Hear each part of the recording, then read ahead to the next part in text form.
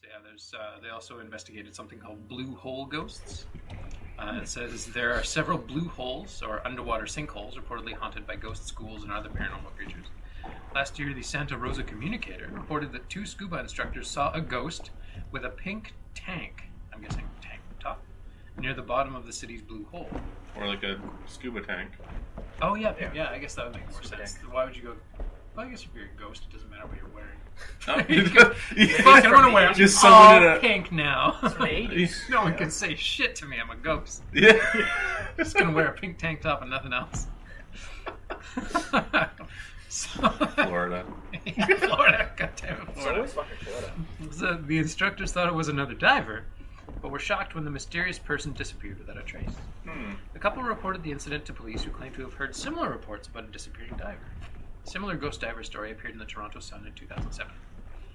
Rumor has it that a small pool of water located in the deep in the Pine Barrens of Winslow, New Jersey. It's also called the Devil's Hole, I think it was. And that one's, I know. But yeah, I've heard about that one. I remember when I was looking at the stuff about the Jersey Devil for the cryptozoology episode. Yeah, that's right. I remember reading about that, yeah. Home to an invisible being that drags hapless swimmers to a watery death. Mysterious whirlpools and deadly quicksand also plague the Winslow Blue Hole, or so the stories go. Similar legends surround a blue hole in Washington, Indiana, where a 1913 railroad disaster claimed the lives of several men. Several other regions boast haunted blue holes, which many imagine are bottomless. So that's pretty much all I read about these underwater ghost hunters. But yeah, I'll post links about that as well on the Facebook page. Yeah, that's so pretty sweet. Yeah, I think it'd be kind of fun. Yeah. So I've actually been wanting to get my diving license for the longest time. So it'd be cool to go check out some wrecks and go. That'd be awesome. There's like quite a few nearby us too. Yeah. So. Yeah. Actually, a lot of places will purposefully sink defunct. Like barges and boats and things. Yeah, just to give divers something to go check out, and also to create habitats for reef creatures and stuff. Yeah. Yeah, because BC has a really crazy reef life, whatever, marine life. Yeah, we've got like because it's kind of like rainforest, so there's different types of reefs. And there's different types of rainforests, so we've got like it's not the tropical reef, of course, but we've got like I think it's called a coastal reef. I think so. Something like that. So it's a bit more like we've got the giant octopuses too. Yes, we do. Yeah, we got big ones. So speaking of like just to give like the depths of how the depths, I'm going to go into a little bit of like how they layers. Categorize. Yeah. The OCN. So depending on how deep the sea is, there's different zones. So and they also there's different zones in the ocean. Yeah. And they also go by the amount of light that is shone through the waves. Epipelagic zone, which is known as sunlight, is from the surface down to around 200 to 200 meters. From the surface down to about 200 meters. So pretty much like lots of light can be seen through there. There's lots of plankton, seaweed, jellyfish, sharks, dolphins, all that sort of stuff. The mesopelagic zone, which is also known as twilight, goes from about 200 meters down to around 1,000 meters. So a lot of these are named after Greek things. So the name of this zone stems from meson, meaning middle. Although some light penetrates the second layer, it is insufficient for photosynthesis. At about 500 meters, the water also becomes depleted of oxygen. So examples of animals that live here are swordfish, squid, wolffish, and cuttlefish. So there's also many organisms that live in this zone are bioluminescent, and some of the creatures that live in this zone rise to the the other zone at night to feed.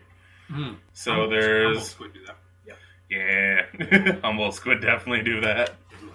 There's the bathypelagic zone, which is known as midnight.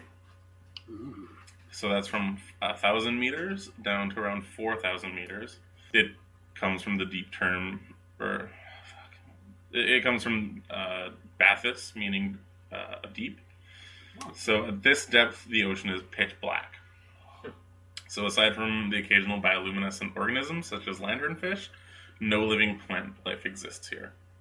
Most animals living here survive by consuming basically like just shit that falls down. Yeah. So like dead things, poop. Debris. Yeah.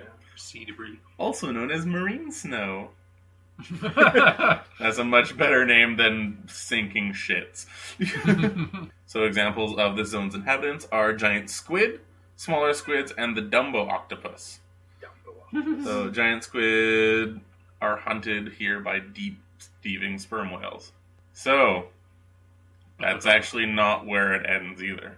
Oh, yeah. There's still a couple more zones. There's abyssopelagic, lower midnight. Which I just fucking love the name of. Lower midnight. So it means bottomless. Very few creatures live. So it's also super cold down there. Right. Like there's already like no sunlight. There's just even less. So there's like super crunchy pressure. It's hot. Oh, yeah, really high. Yeah. Really high pressure. Yeah, very few creatures live in the cold temperatures, high pressures, and complete darkness of this depth. Among the species found in this zone are several species of squid, ectoderms, including the basket star, swimming cucumber, and sea pig. Oh, yeah. I've seen those. Yeah.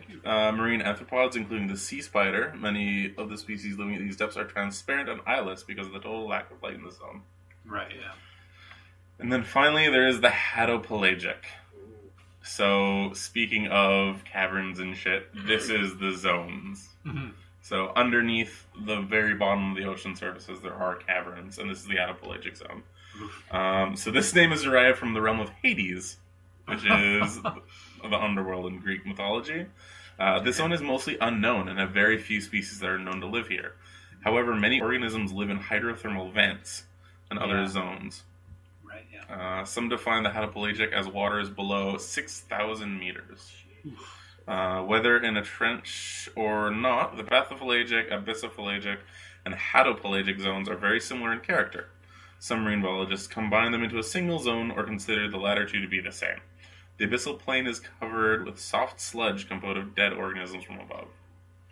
So it's not even sand at that point or rock. It's just goo. Dead goo. Ew, that's pretty metal. It's so metal. There's actually a band called The Ocean that actually wrote the whole album based on that. Oh, there's also Like a band different called The Great Big Sea, and they're very...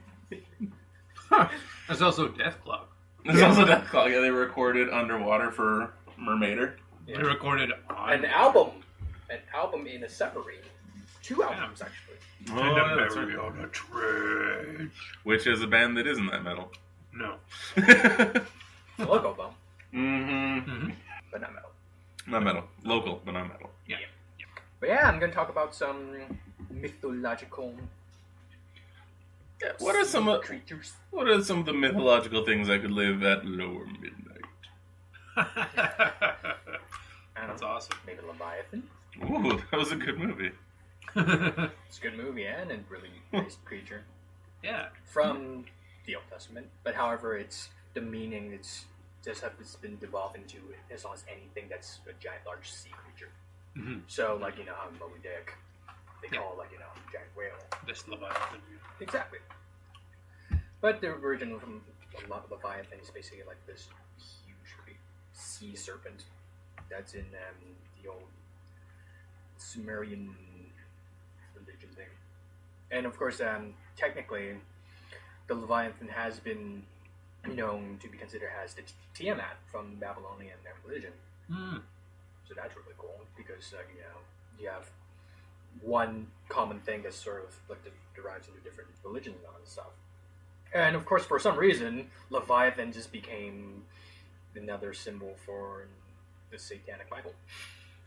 Of course. Yes, one of the demons. Right? 7 princes of hell or something like that. Okay. Mm-hmm. And for some reason, it's like envy, but it's like, oh, so this giant fish is.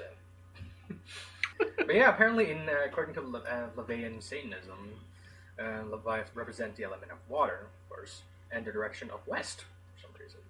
The element of water in Satanism is associated with life and creation, and may be represented by the chalice during ritual.